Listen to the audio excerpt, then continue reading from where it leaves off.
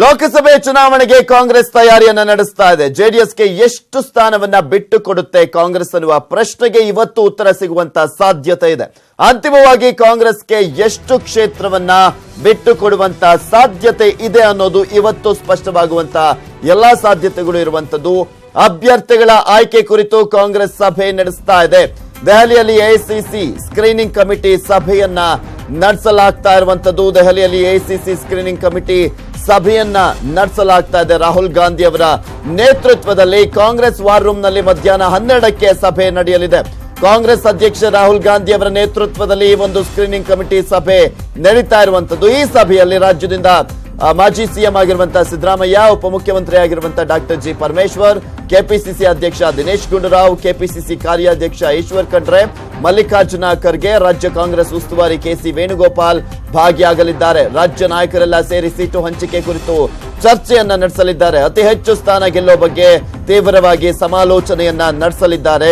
ಯಾವ ಕ್ಷೇತ್ರವನ್ನ ನಾವು ಗೆಲ್ತೀವಿ, ಎಲ್ಲಿ ಬಿಜೆಪಿಯನ್ನ ಕಟ್ಟಿ ಹಾಕಬೇಕು, ಯಾವ ಕ್ಷೇತ್ರವನ್ನ ಜೆಡಿಎಸ್ಗೆ ಕೊಡಬೇಕು, ಈ ಪ್ರಮುಖ ಅಂಶಗಳ ಬಗ್ಗೆ ಸ್ಕ್ರೀನಿಂಗ್ ಕಮಿಟಿಯಲ್ಲಿ ಚರ್ಚೆಯನ್ನ ಮಾಡಲಾಗುತ್ತೆ. ಸೊ ಹೀಗಾಗಿ ರಾಜ್ಯದ ಕಾಂಗ್ರೆಸ್ ನಾಯಕರು ಕೂಡ ರಾಹುಲ್ ಗಾಂಧಿ ಅವರಿಗೆ ಮನವರಿಕೆಯನ್ನ ಮಾಡಿಕೊಡಲಿದ್ದಾರೆ. ಮತ್ತು ಒಂದ್ ಕಡೆ ಜೆಡಿಎಸ್ ಕೂಡ ಈಗ ಆಲ್ರೆಡಿ 10 ರಿಂದ 12 ಕ್ಷೇತ್ರವನ್ನ ಕೇಳ್ತಾ ಇದೆ. ಎಷ್ಟು ಕ್ಷೇತ್ರವನ್ನ ಬಿಟ್ಕೊಡ್ಬೇಕು ಅನ್ನೋದ್ರ ಬಗ್ಗೆ ಇವತ್ತು ಗೊತ್ತಾಗುವಂತ ಚಾನ್ಸಸ್ ಇದೆ. ಇದೆಲ್ಲದರ ಬಗ್ಗೆ ಸಂಪೂರ್ಣವಾದಂತಹ ಮಾಹಿತಿಯನ್ನು ನೀಡ್ತಾರೆ ನಮ್ಮ ಪ್ರತಿನಿಧಿ ಧರಣೇಶ್ ದೂರವಾಣಿ ಸಂಪರ್ಕದಲ್ಲಿದ್ದಾರೆ. ಎಸ್ ಧರಣೇಶ್, ಇಲ್ಲಿ ಪ್ರಮುಖವಾಗಿ ಇವತ್ತು ಸ್ಕ್ರೀನಿಂಗ್ ಕಮಿಟಿ ಸಭೆಯಲ್ಲಿ ಎಷ್ಟು ಸ್ಥಾನವನ್ನ ಜೆಡಿಎಸ್ಗೆ ಬಿಟ್ಕೊಡಲಾಗುತ್ತೆ ಮತ್ತು ಒಂದ್ ಕಡೆ ಯಾವ ಕ್ಷೇತ್ರದಲ್ಲಿ ಕಾಂಗ್ರೆಸ್ ಸ್ಪರ್ಧೆ ಮಾಡಬೇಕು, ಎಲ್ಲಾ ವಿಚಾರಗಳು ಕೂಡ ಚರ್ಚೆ ಆಗುವಂತ ಸಾಧ್ಯತೆ ಇದೆ ಅನ್ಸುತ್ತೆ. ಫೈನಲ್ ಆಗಿ ಯಾರಿಗೆ ಎಷ್ಟು ಸ್ಥಾನ ಅನ್ನೋದ್ರ ಬಗ್ಗೆನೂ ಕೂಡ ಡಿಸೈಡ್ ಆಗಬಹುದೇನೋ. ಇವತ್ತು ಲೋಕಸಭೆಗೆ ಅಭ್ಯರ್ಥಿಗಳನ್ನ ಆಯ್ಕೆ ಮಾಡುವ ವಿಷಯವಾಗಿ ಕಾಂಗ್ರೆಸ್ ಸ್ಕ್ರೀನಿಂಗ್ ಕಮಿಟಿಯ ಸಭೆ ದೆಹಲಿಯಲ್ಲಿ ನಡೆಯುತ್ತೆ. ದೆಹಲಿಯ ಗುರುದ್ವಾರ ರಕಬ್ಗಂಜ್ ರಸ್ತೆಯಲ್ಲಿರುವಂತಹ ಕಾಂಗ್ರೆಸ್ ಪಕ್ಷದ ವಾರ್ ರೂಮ್ ನಲ್ಲಿ ಈ ಸಭೆಯನ್ನ ಕರೆಯಲಾಗಿದ್ದು, ಸಭೆ 12 ಗಂಟೆಗೆ ಶುರುವಾಗುತ್ತೆ. ಈ ಸಭೆಯಲ್ಲಿ ರಾಜ್ಯದ ವತಿಯಿಂದ ಮಾಜಿ ಮುಖ್ಯಮಂತ್ರಿ ಸಿದ್ದರಾಮಯ್ಯ, ಕೆಪಿಸಿಸಿ ಅಧ್ಯಕ್ಷರಾದಂತಹ ದಿನೇಶ್ ಗುಂಡೂರಾವ್, ಉಪಮುಖ್ಯಮಂತ್ರಿ ಡಾಕ್ಟರ್ ಜಿ ಪರಮೇಶ್ವರ್ ಮತ್ತು ಹಿರಿಯ ನಾಯಕರಾದಂತಹ ಮಲ್ಲಿಕಾರ್ಜುನ್ ಖರ್ಗೆ ಹಾಗೂ ರಾಜ್ಯ ಕಾಂಗ್ರೆಸ್ ಉಸ್ತುವಾಗಿರುವಂತಹ ಕೆಸಿ ವೇಣುಗೋಪಾಲ್ ಇವರೆಲ್ಲರೂ ಕೂಡ ಭಾಗವಹಿಸ್ತಾರೆ. ಜೊತೆಗೆ ಹೈಕಮಾಂಡ್ ನಾಯಕರು ಕೂಡ ಅಲ್ಲಿ ಇರ್ತಾರೆ. ಸೊ ಎಲ್ಲರೂ ಕೂಡ ಅಭ್ಯರ್ಥಿಗಳ ಆಯ್ಕೆಯ ವಿಷಯದಲ್ಲಿ ಚರ್ಚೆಯನ್ನ ಮಾಡ್ತಾರೆ. ಈಗ ಆಕ್ಚುಲಿ ಕಾಂಗ್ರೆಸ್ ಜೆಡಿಎಸ್ಗೆ 5 ಅಥವಾ 6 ಸೀಟ್ಗಳನ್ನ ಬಿಟ್ಕೊಡೋಕೆ ಈಗ ಆಲ್ರೆಡಿ ಮಾನಸಿಕವಾಗಿ ತಯಾರಾಗಿದೆ. ಹೆಚ್ಚಂದ್ರೆ 7 ಸೀಟ್ಗಳನ್ನ ಬಿಡಬಹುದು. ಆ 7 ಸೀಟ್ಗಳು ಮತ್ತು ಈಗ ಹಾಲಿ 10 ಜನ ಸಂಸದರು ಹೊರತುಪಡಿಸಿದ್ರೆ ಉಳಿದಂತೆ 11 ಜನ ಅಥವಾ 12 ಅಭ್ಯರ್ಥಿಗಳನ್ನ ಆಯ್ಕೆ ಮಾಡ್ಬೇಕಾಗತ್ತೆ.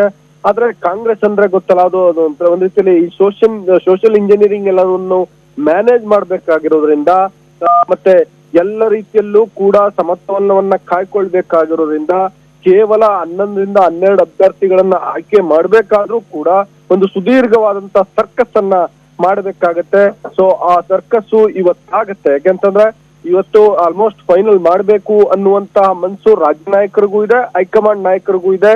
ಜೆಡಿಎಸ್ ಜೊತೆಗೆ ಕಾಂಗ್ರೆಸ್ ಹೊಂದಾಣಿಕೆ ಮಾಡ್ಕೊಳ್ಳುವ ಸೀಟ್ಗಳನ್ನ ಹೊರತುಪಡಿಸಿ, ಅಥವಾ ಈಗ ಫಾರ್ ಎಕ್ಸಾಂಪಲ್ ಮೈಸೂರು ಸೀಟನ್ನ ಕಾಂಗ್ರೆಸ್ ಬಂತು ಅಂತ ಅಂದ್ರೆ ಅವಾಗ ಯಾರು ನಮ್ಮ ಅಭ್ಯರ್ಥಿ ಆಗಿರ್ಬೇಕು ಅನ್ನುವ ಕಾರಣಕ್ಕೋಸ್ಕರ ಸೆಲೆಕ್ಟ್ ಮಾಡ್ಕೊಂಡಿರ್ತಾರೆ ಯಾರೋ ಒಬ್ಬ XYZ ಅಭ್ಯರ್ಥಿಯನ್ನ.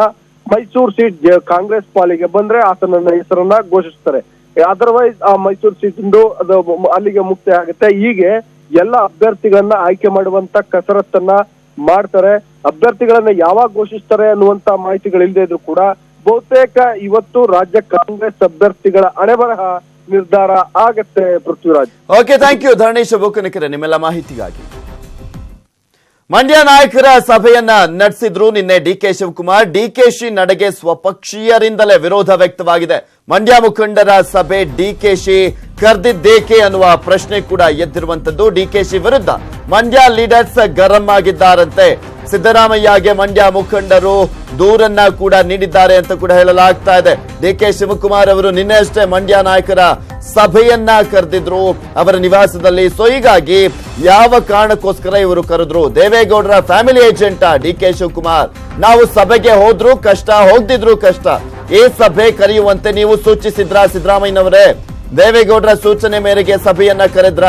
ಸಿದ್ದರಾಮಯ್ಯನವರಿಗೆ ದೂರನ್ನ ಒಪ್ಪಿಸಿದ್ದಾರೆ ಮಂಡ್ಯದ ಕಾಂಗ್ರೆಸ್ನ ನಾಯಕರು. ಇಲ್ಲಿ ಪ್ರಮುಖವಾಗಿ ನರೇಂದ್ರ ಸ್ವಾಮಿ, ಮಾಜಿ ಸಚಿವರಾಗಿರುವಂತಹ ಚೆಲುವರಾಯಸ್ವಾಮಿ, ರಮೇಶ್ ಬಂಡಿ ಸಿದ್ದೇಗೌಡ ದೂರನ್ನ ನೀಡಿದ್ದಾರಂತೆ. ಮಂಡ್ಯ ಮುಖಂಡರ ದೂರನ್ನ ಆಲಿಸಿ ಸಿದ್ದರಾಮಯ್ಯನವರು ಕೂಡ ಗರಂ ಆಗಿದ್ದಾರಂತೆ. ಸಭೆಯನ್ನ ಕರೆದಂತ ಡಿಕೆಶಿ ವಿರುದ್ಧ ಸಿದ್ದರಾಮಯ್ಯನವರು ಕೂಡ ಅಸಮಾಧಾನವನ್ನು ವ್ಯಕ್ತಪಡಿಸಿದ್ದಾರೆ. ಪಕ್ಷದ ಗಮನಕ್ಕೆ ತರದೆ ಸಭೆಯನ್ನ ಕರೆದಿದ್ಯಾಕೆ? ಹೈಕಮಾಂಡ್ ಗಮನಕ್ಕೆ ತರುವ ಭರವಸೆಯನ್ನ ನೀಡಿದ್ದಾರೆ ಸಿದ್ದರಾಮಯ್ಯನವರು. ಡಿಕೆ ಶಿವಕುಮಾರ್ ಅವರು ಕರೆದಿದ್ದಂತಹ ಈ ಒಂದು ಸಭೆಯ ವಿಚಾರಕ್ಕೆ ಸಂಬಂಧಪಟ್ಟಂತೆ ಅವರು ಕೂಡ ಅಸಮಾಧಾನವನ್ನು ವ್ಯಕ್ತಪಡಿಸಿದ್ದಾರೆ ಅಂತ ಹೇಳಲಾಗ್ತಾ ಇದೆ. ಒಗ್ಗಟ್ಟಿನಿಂದ ಪಕ್ಷ ಏನ್ ಹೇಳ್ತಾರೆ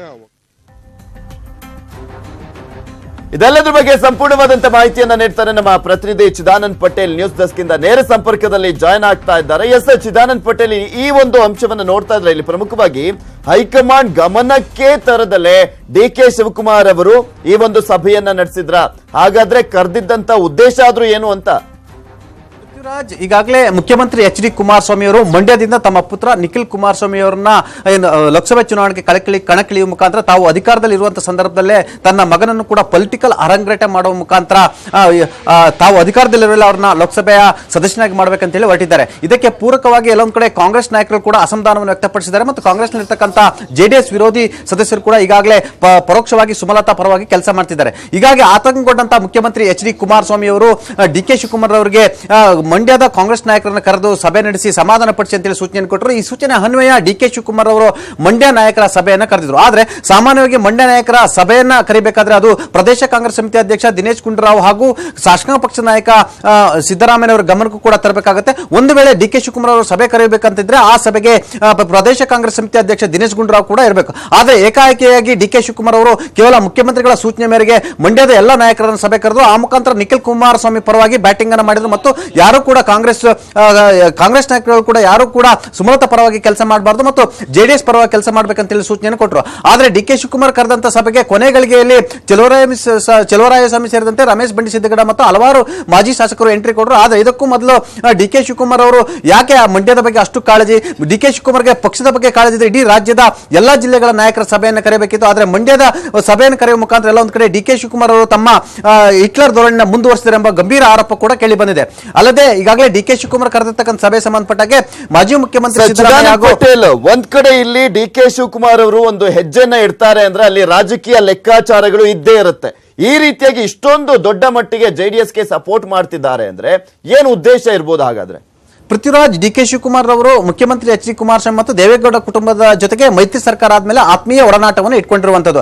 ಆ ಮುಖಾಂತರ ಮುಖ್ಯಮಂತ್ರಿಗಳು ಮತ್ತು ಮಾಜಿ ಪ್ರಧಾನಿ ಎಚ್.ಡಿ. ದೇವೇಗೌಡರವರ ವಿಶ್ವಾಸ ಗಳಿಸುವುದು, ಅವರ ಗಣ್ಣಿನ ಹುಡುಗನಾಗಿ ಗುರುತಿಸಿಕೊಳ್ಳುವುದು. ಈ ಒಂದೇ ಒಂದು ಕಾರಣಕ್ಕಾಗಿ ಮುಖ್ಯಮಂತ್ರಿ ಪುತ್ರನ ಚುನಾವಣಾ ಕಣಕ್ಕೆ ಇಳಿತಿರೋ ಸಂದರ್ಭದಲ್ಲಿ ಅವರು ಪರೋಕ್ಷವಾಗಿ ಮುಖ್ಯಮಂತ್ರಿಗಳಿಗೆ ಸಹಾಯ ಮಾಡುವುದು ಇದರ ಉದ್ದೇಶವಾಗಿತ್ತು. ಇಲ್ಲ ಒಂದ್ ಕಡೆ ಮೈತ್ರಿ ಸೀಟ್ಗಳ ಹಂಚಿಕೆ ಆದ ನಂತರ ಕೂಡ ಡಿ.ಕೆ. ಶಿವಕುಮಾರ್ ಸಭೆ ಕರೆದರೆ ಈ ಸಭೆಗೆ ಮಹತ್ವ ಇತ್ತು ಅಂತ ಹೇಳಲಾಗ್ತಿದೆ. ಯಾಕಂತ ಹೇಳಿದ್ರೆ ಇನ್ನೂ ಕೂಡ ಯಾವ ಪಕ್ಷಕ್ಕೆ ಎಷ್ಟು ಸೀಟ್ ಅಂತ ಹೇಳಿ ಘೋಷಣೆ ಆಗಿಲ್ಲ, ಜೊತೆಗೆ ಜೆಡಿಎಸ್ಗೆ ಯಾವೆಲ್ಲ ಕ್ಷೇತ್ರಗಳನ್ನು ಬಿಟ್ಟುಕೊಡ್ಬೇಕೆಂಬ ತೀರ್ಮಾನ ಕೂಡ ಆಗಿಲ್ಲ.